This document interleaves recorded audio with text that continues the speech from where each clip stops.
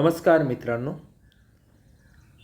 आज आपण बघणार आहोत मार्केटिंग अर्थातच विपणन याच्यामध्ये ग्राहक संबंध व्यवस्थापन म्हणजे काय, त्याची वेगवेगळी तंत्र कोणती आहेत, त्याचप्रमाणे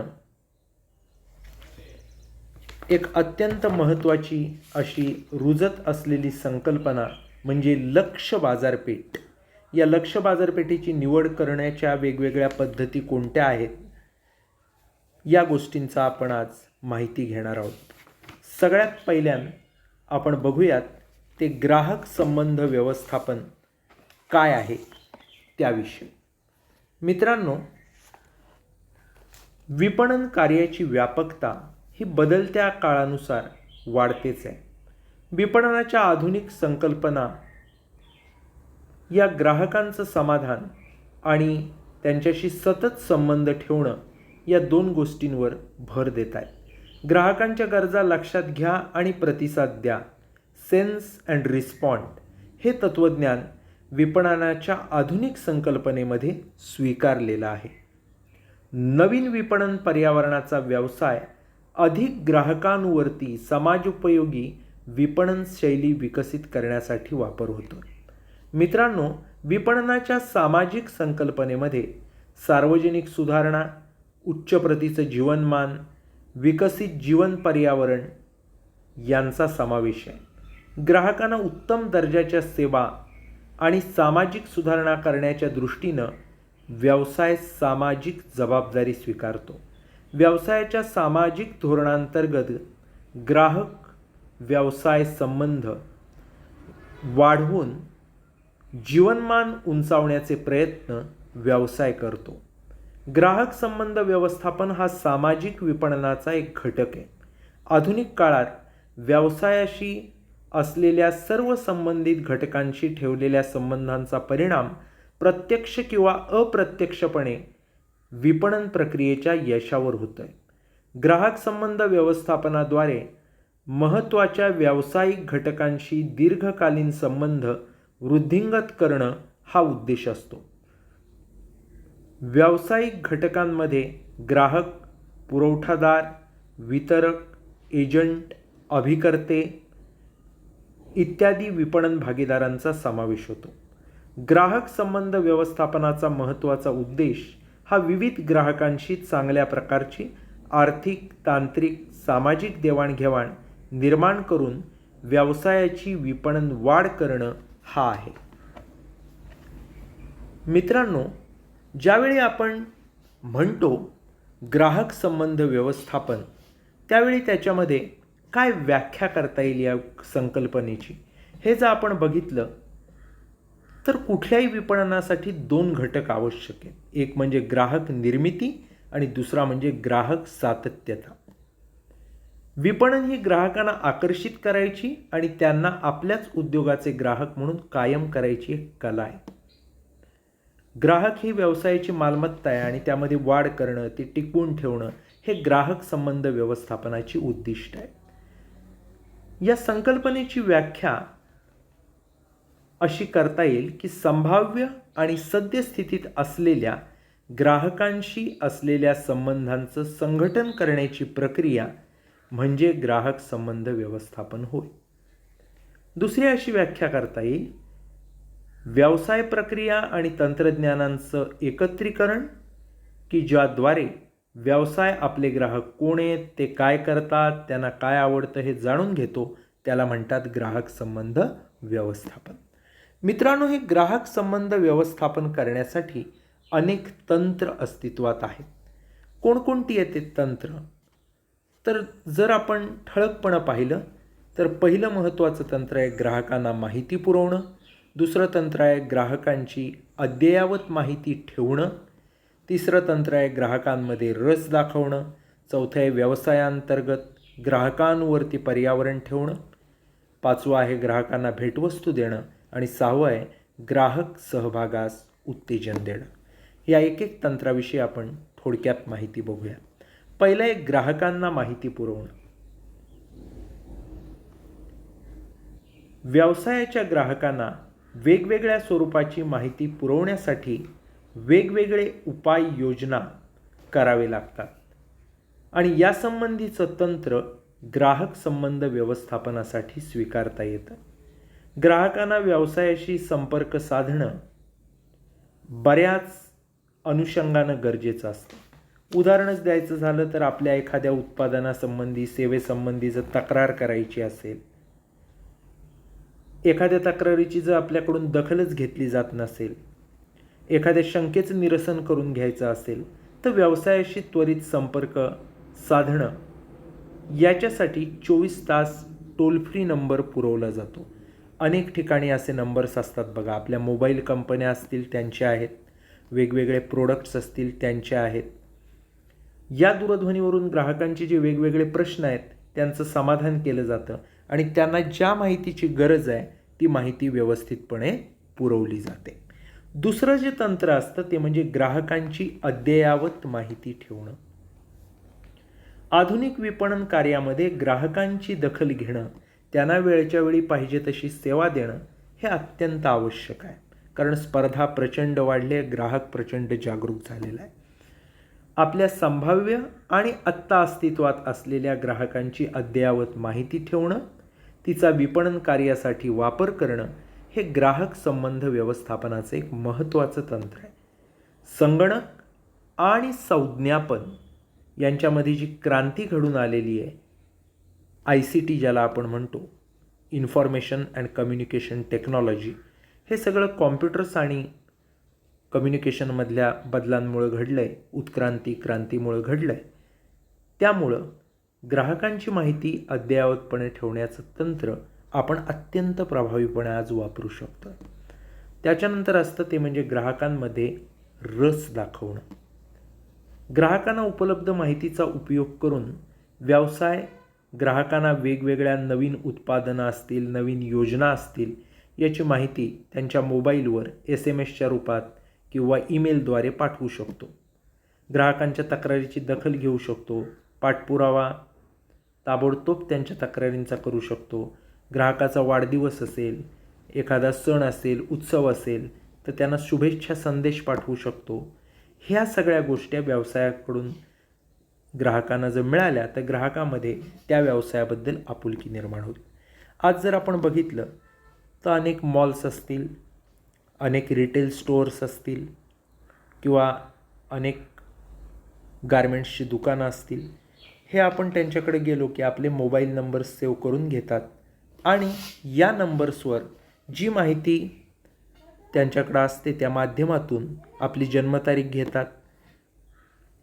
आपले सण उत्सव यांची माहिती तर सगळ्यांना असतेच, त्यामुळं एखादा सण उत्सव असेल लगेच आपल्याला SMS येतो या ज्वेलरकडून किंवा या गारमेंटवाल्याकडून, या रिटेल स्टोअरकडून, या मॉलकडून, किंवा आपला बर्थडे असेल तर या सगळ्यांकडून मेसेजेस येतो. इव्हन बँकांकडून येतात, इन्शुरन्स कंपन्यांकडून येतात. हे सगळं का होतं की त्याला वाटतं येस माझ्यामध्ये रस दाखवते, माझा बर्थडे आहे पण LICला माहिती आहे, माझा बर्थडे आहे पण बँक ऑफ महाराष्ट्राला माहिती आहे, माझा बर्थडे या मॉलला माहिती आहे. असं जर आपल्याला इंटरेस्ट वाटतो किंवा त्यांच्याकडे काही डिस्काउंट ऑफर आल्या, काही वेगळ्या ऑफर असतील तर आपल्याला मेल किंवा SMS येतो. म्हणजेच आपल्यात रस ते दाखवत आहेत हे आपल्याला जाणवतं. आणि हे एक महत्त्वाचं तंत्र आज व्यवसाय संस्थांकडं आहे. त्याच्यानंतर असतं ते म्हणजे व्यवसायांतर्गत ग्राहकांवरती पर्यावरण. मित्रांनो, व्यवसायाच्या संघटनेअंतर्गत ग्राहकांवरती पर्यावरण हा ग्राहक संबंध व्यवस्थापनाचा आत्मा आहे. व्यवसायामधल्या वेगवेगळ्या कर्मचाऱ्यांमध्ये ग्राहकांबद्दल आस्था निर्माण करण्यासाठी कार्यशाळा असतील, उद्बोधनपर वर्ग असतील, हे आयोजित केले जातात. ग्राहकाची व्यवसायात उच्च दर्जाची स्थिती निर्माण करणं हा त्याचा उद्देश असतो. ग्राहकांना चांगली वागणूक, प्रतिष्ठा, पूर्वक हाताळणी, त्यांचं समाधान या त्रिसूत्रीनं ग्राहक संबंध व्यवस्थापन हे यशस्वी होऊ शकतं. त्यामुळे जर यशस्वी ग्राहक संबंध व्यवस्थापन करायचं असेल तर ग्राहकाला आपण चांगली वागणूक दिली पाहिजे, त्यांची प्रतिष्ठा सांभाळली पाहिजे आणि त्यांचं समाधान होईल अशी उत्तरं म्हणा, अशा सेवा म्हणा त्यांना पुरवल्या पाहिजे. त्यानंतर असतं ते म्हणजे ग्राहकांना भेटवस्तू. ग्राहकांशी चांगले संबंध निर्माण करायचे असतील तर त्यांना वेगवेगळ्या भेटवस्तू किंवा इतर प्रलोभनं देणं हे एक विकसित असं तंत्र आहे. अनेक बँका बघा, विमा कंपन्या बघा किंवा इव्हन दुकानं बघा, पतसंस्था बघा, हे आपल्याला नवीन वर्षाचे कॅलेंडर देतात. खरेदीच्या वेळी बॅग दिली जाते ज्याच्यावर त्या संस्थेची जाहिरात असते, किंवा पेन देणं, LIC सारखी संस्था डायऱ्या देते आपल्याला, किंवा इतर वस्तू ग्राहकांना भेट म्हणून दिल्या जातात. आपला जर एखादा दिवाळीसारखा सण असेल तर त्यानिमित्तानं ग्राहक मेळावे, सार्वजनिक कार्यक्रम आयोजित केला जातो. या सर्वांमधून ग्राहक प्रेरित कार्यक्रमांचा उद्देश हा ग्राहक संबंध व्यवस्थापन करणं हा असतो. त्यामुळे कोणतं तरी प्रलोभन दाखवून, कोणती तरी भेटवस्तू देऊन ग्राहकाला आपल्याकडे जास्तीत जास्त कसं आकर्षित करता येईल हे पाहिलं जातं. त्याच्यानंतर असतं ते म्हणजे ग्राहक सहभागास उत्तेजन. ग्राहकांना व्यवसायाच्या वेगवेगळ्या कार्यक्रमांचं किंवा विपणन प्रक्रियेत सहभागी करून घेण्याचं प्रोत्साहन देणं हे एक ग्राहक संबंध व्यवस्थापनाचं तंत्र आहे. ग्राहकांच्या सहभागामुळं ग्राहक आणि व्यवसाय यांच्यामध्ये एक अतूट असं नातं, ऋणानुबंध तयार होतात. मग वेगवेगळ्या स्पर्धा असतील, कोड्यांची स्पर्धा असेल, स्लोगन्स असतील, जाहिराती असतील, नमुने असतील, या सगळ्या माध्यमातून ग्राहकांना सहभागी होण्यास प्रवृत्त केलं जातं. मग एखादी खरेदी आपण तिथून केली तर एखादे डिस्काउंट कुपन दिलं जातं, किंवा अनेक स्पर्धा आयोजित केल्या जातात, त्यातल्या विजेत्यांना प्राइजेस दिली जातात. या सगळ्या माध्यमातून ग्राहक सहभाग मिळू शकतो.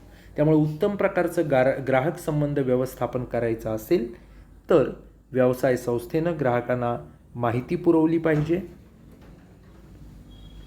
ग्राहकांची अद्ययावत माहिती ठेवली पाहिजे, ग्राहकांमध्ये रस घेतला पाहिजे, व्यवसायांतर्गत ग्राहकांवरती पर्यावरण सांभाळलं पाहिजे, ग्राहकांना भेटवस्तू दिल्या पाहिजेत आणि ग्राहक सहभागाला उत्तेजन देणं हे देखील अत्यंत आवश्यक आहे. यानंतर आपण वळूयात ते लक्ष्य बाजारपेठेच्या निवडीकडं. मित्रांनो, लक्ष्य बाजारपेठ अर्थात मार्केट टार्गेटिंग किंवा टार्गेट मार्केट ज्याला म्हणतात ते, कोणतीही कंपनी ही तिचं उत्पादन बाजारपेठेतल्या सर्व विभागात विकू शकत नाही. कंपनी त्याच्यासाठी एखाद्या विभागाची निवड करते आणि उत्पादनाची विक्री करण्यासाठी त्या विभागावर सर्व लक्ष केंद्रित करते, कॉन्सन्ट्रेट करते. अशा विभागालाच लक्ष्य बाजारपेठ असं म्हणतात. आणि निवड करण्याच्या प्रक्रियेला लक्ष्य बाजारपेठेची निवड करणं असं म्हणतात. बाजारपेठ विभागालाच लक्ष्य बाजारपेठेची निवड असं म्हटलं जातं. लक्ष्य बाजारपेठेची निवड आणि बाजारपेठ विभाग यामध्ये गोंधळ असायचं काही एक कारण नाही, तर त्या दोन्ही एकच आहेत. बाजारपेठ विभाग हे उद्योग संस्थेला संपूर्ण बाजारपेठेचे विभाग करायला भाग पाडतं, पण सर्वच विभाग हे लक्ष्य बाजारपेठ असत नाहीत. लक्ष्य बाजारपेठ निवडीमध्ये फक्त कंपनीनी निवडलेले विभागच समाविष्ट होतात, ज्यामध्ये कंपनी आपल्या उत्पादनांची विक्री करते. एकूण बाजारपेठ क्षेत्रापैकी एखादा विभागाची निवड करण्याची जी प्रक्रिया आहे त्याला म्हणतात लक्ष्य बाजारपेठेची निवड करणं. लक्ष्य बाजारपेठेत ग्राहकांचा गट किंवा ग्राहक यावर कंपनी विपणन मिश्र, ज्याला मार्केटिंग मिक्स म्हणतात, त्या बाबतीत समाधानी असते. योग्य उत्पादन, योग्य किंमत, योग्य विक्रय प्रयत्न आणि योग्य वितरण व्यवस्था हे एकत्र असणं म्हणजे विपणन मिश्र. 4 P's आहेत: प्रोडक्ट, प्राइस, प्लेस आणि प्रमोशन. हे जर नीट योग्य प्रमाणात एकत्र असतील तर अशावेळी ते योग्य विपणन मिश्र असतं. लक्ष्य बाजारपेठ निवडीची जर आपण व्याख्या बघितली तर इन्व्हेस्टोपेडियामध्ये त्याची एक व्याख्या आपल्याला सापडते. लक्ष्य बाजारपेठ म्हणजे अशी बाजारपेठ की ज्यामध्ये कंपनी त्यांच्या वस्तू आणि सेवांची विक्री करते आणि त्यामध्ये लक्ष्य ग्राहकापर्यंत पोहोचण्याचा प्रयत्न करते.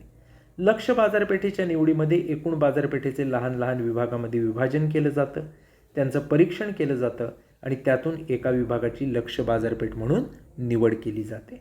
मित्रांनो, लक्ष्य बाजारपेठ निवडत असताना 2 महत्त्वाच्या गोष्टी विचारात घेतल्या जातात. पहिली गोष्ट असते ती म्हणजे बाजारपेठेचा आकार, नफ्याची क्षमता, दीर्घकालीन वृद्धीची क्षमता आणि बाजारपेठेतले धोके. दुसरी गोष्ट असते ती म्हणजे कंपनीची उद्दिष्ट आणि साधन संपत्ती. मित्रांनो, लक्ष्य बाजारपेठेची निवड जर करायची असेल तर त्याच्यासाठी 5 पद्धती आहेत. D.F. अबेल यांनी लक्ष्य बाजारपेठ निवडीचे एकूण 5 नमुने किंवा पद्धती सांगितल्या.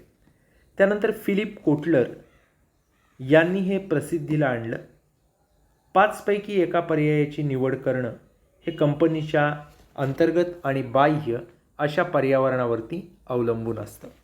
आपल्या पर्यावरणाला योग्य असा पर्याय कंपनी निवडते. कोणत्या आहेत त्या 5 पद्धती बघूया.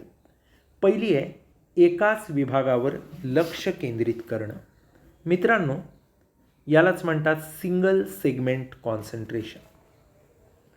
कंपनी बाजारपेठेतल्या कोणत्याही एका विभागाची निवड आणि फक्त एकच उत्पादनासाठी करते.